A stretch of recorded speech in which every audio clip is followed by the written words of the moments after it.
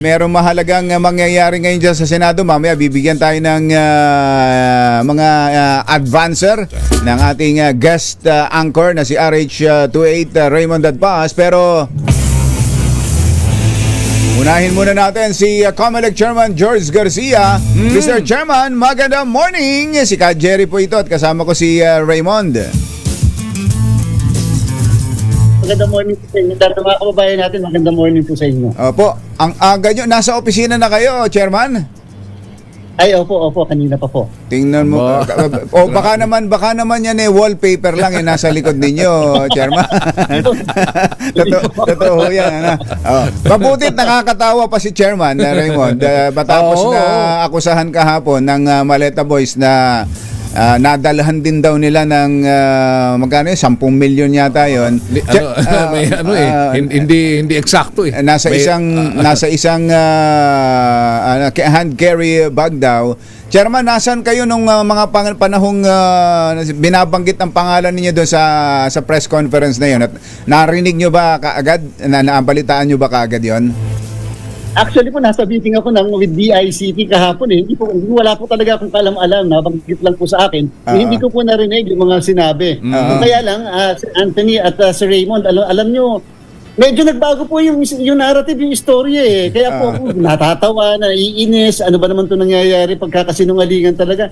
Dati po 4 na maleta yung inaakusa sa akin eh. Ngayon ginawa na lang bag. So parang nabawasan pa ako, may kumupit pa eh. Nabawasan na pala. Nabawasan 4 na maleta po yun eh. Tapos isang bag na lang, tapos 10 milyon. Tapos po dati sabi sa harap daw po ng hotel dyan sa May Rose Boulevard. Ngayon nasa isang street na dito sa Makati. So medyo, alam nyo, yung paiba-iba po mga statement na ganyan. Ano po ba yan? Yan ba ay itinutugma nila sa kung ano yung mga reason na pangyayari? At tingnan niyo po Sir Jerry, Sir Raymond kahapon, yung nagbanggit po, hindi po siya pala salaysay.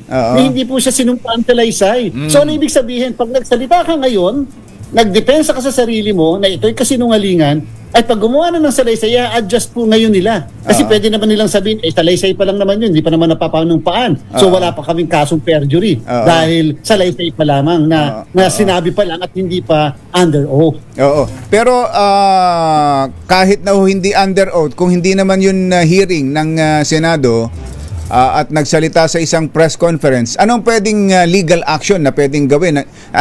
Kung kahit na hindi kayo o ibang tao na paratangan ng ganon sa isang sa isang pagtitipon, anong legal action na pwedeng gawin?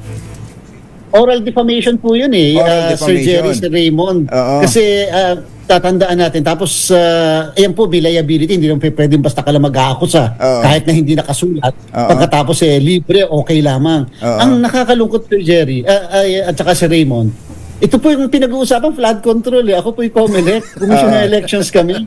So ano naman po kinalaman baka naman may flood control project ang COMELEC, Chairman, hindi nyo lang binabanggit sa amin. Baka po dahil nasa likod lang namin ang DPWH. Yun lang po ang malapit sa connection eh. Palagay ko nga, malapit sa inyo. Okay, so anong magiging action ninyo doon, Chairman?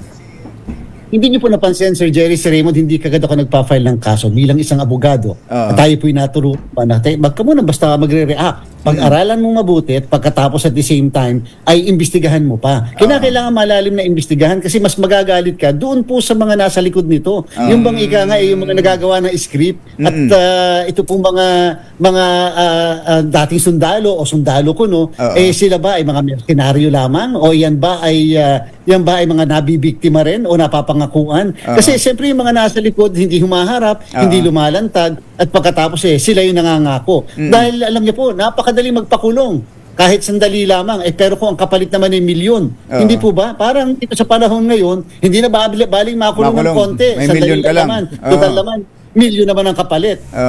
So wala kayong plano, Chairman? Yung iba kasi talagang kapag naakusahan ng ganyan kakasuhan ko yan, babalikan ko yan. Mga ganon. Kayo hindi, palalagpasin nyo na lang? Ay, hindi po. Meron po tayong gagawing aksyon. Kung kaya lang, mas maganda yung aksyon natin. Pag pag nag-file ka ng kaso, wala nang ligtas. At kaya naman kinakailangan, talagang airtight. Hindi yung nagkaso para lang for the sake na makapagkaso at bilang later on gagamitin mong depensa. Hindi po dapat ganon. Kinakailangan, may mananagot sapagkat mali ang ginawa at hindi totoo ang sinabi. Pero sa tingin nyo ba may nabanggit kayong nasa likod?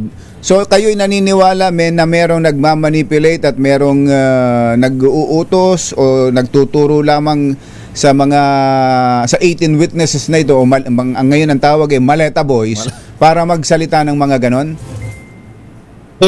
Napakaliwanag po yan, maliwanag pa sa init ng araw sapagkat kita nyo po habang nagsasalita sila, alam mo, mukhang minememorize, mukhang yun po later on kapag ka na-cross-examine mo na o kaya sa isang talagang formal na proseso, na yung kredibilidad kasi ng isang tao ay yan ba ay titindig lalo na sa isang hukuman. Yan po pwedeng masubukan yan later. Ngayon, yung po mga nasa likod, yung mga nandyan, ano po ba ang kanilang interest? Katulad sa amin sa eleksyon, sa COMELEC. Ano bang interest? So, tinignan ko kaagad, meron ba mga pending na kaso doon sa mga pinag-iinit ang mga nasa likod dito? At the same time, ano ba ang kanilang interest? Lalo na yung paparating na 2028 election. So, dyan po, pwede po tayo mag-speculate sapagkat wala po tayo talagang kinalaman sa flood control. Bakit bigla nilang isasama si COMELEC sa bagay na yan? Kaya nga, hindi naman kayo congressman, hindi naman kayo senador, wala kayo sa executive department. Hindi kayo contractor. Kaya nga ho eh. Kaya parang anong papel ng COMELEC? Di ho ba? Sa issue. Hindi naman ho naipaliwanag sa inyo kung ba't kayo daw tumanggap, Chairman. Para saan daw yun? Wala daw po eh. Wala po sa mga nabanggit. Siyempre, alam niyo ang danger dito, Sir Jerry at Sir Raymond, ang mapanganib dito, hindi pa napapanumpaan, wala pang sinumpangget. Pag ikaw sumagot, pwede nilang i-adjust yung sinumpaang salaysay base sa magiging sagot mo.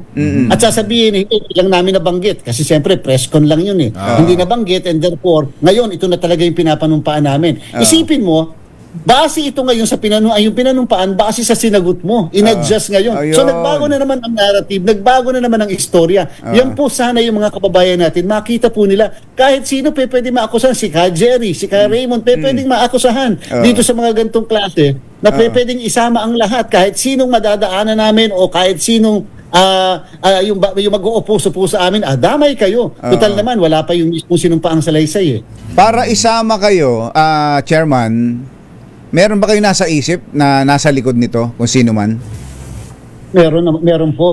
At yung mga kadahilanan din, Sir Jerry, ay lumiliwanag po sa atin. Kaya lang, again, maaaring hindi pa po ito ang tamang panahon at hindi po ito ang tamang pagkakataon din na sabihin natin ang mga bagay na ganyan. Hindi naman po tayo bababa sa level nila na kahit na sino na lang tamaan ang hinahagis na bato at ipinupukol, okay lang. Tayo po bilang isang abogado at matatapos tayo ang termino dito sa ating panunungkulan, kinakailangan naman na hindi naman tayo bababa sa level nila na kahit na ano lang sabihin, kahit anong implikasyon at kahit may masasaktan o may mayuyurakan yung dangal at puri, ganun na lang gagawin. Hindi po tayo ganun, Sir Jerry.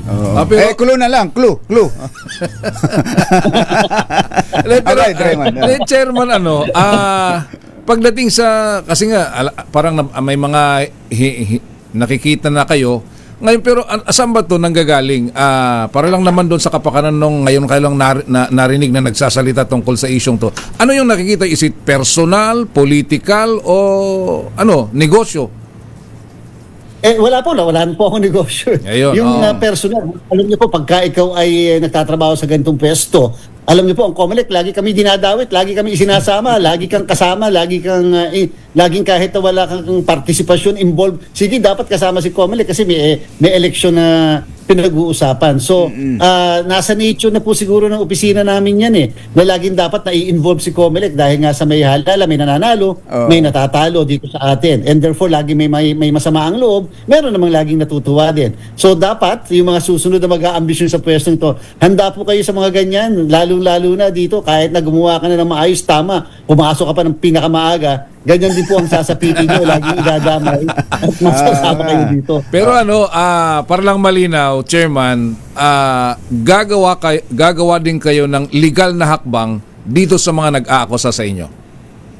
dapat lamang po ito ay bilang pagtutugma, pagtatama ng mga mali. Ibig sabihin po, bilang isang abogado, hindi naman pwedeng porket at hindi rin porket ikaw ay public servant, ay tatanggapin mo na lamang ang lahat. Tama po yan. May recent na decision ng Korte Suprema. Sir Jerry, Sir Raymond. ang sabi po yan, o Sir Raymond, ang sabi po ng recent decision, o kayong mga nasa pamahalaan, hindi kayo dapat na balat sibuyas. Kinakailangan kayo ay handa sa mga kritisismo. Tama po yan kung kritisismo. Pero kung inaakusahan ka na ng isang krimen o inaakusahan ka na yung mismong buong pamilya mo kasama ang buong pagkatao mo ay binabalatan ka, siguro naman po, natural lamang na ikaw din ay mag-iisip din na balikan sila sa pamamagitan ng prosesong legal. Oo. So nabanggit mo yung pamilya nga pala. Ano bang sabi ni Attorney Mavic sa'yo nung narinig yung may tinanggap ka rin daw?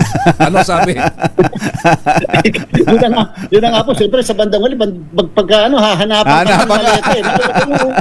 Maleta yung una eh. Tapos ngayon, bag na lamang. Pagkabisi, nasan mismo yung bag? So, alam niyo po, napaka-unfair, lalo pat kaming dalawa ay nasa pamahalaan.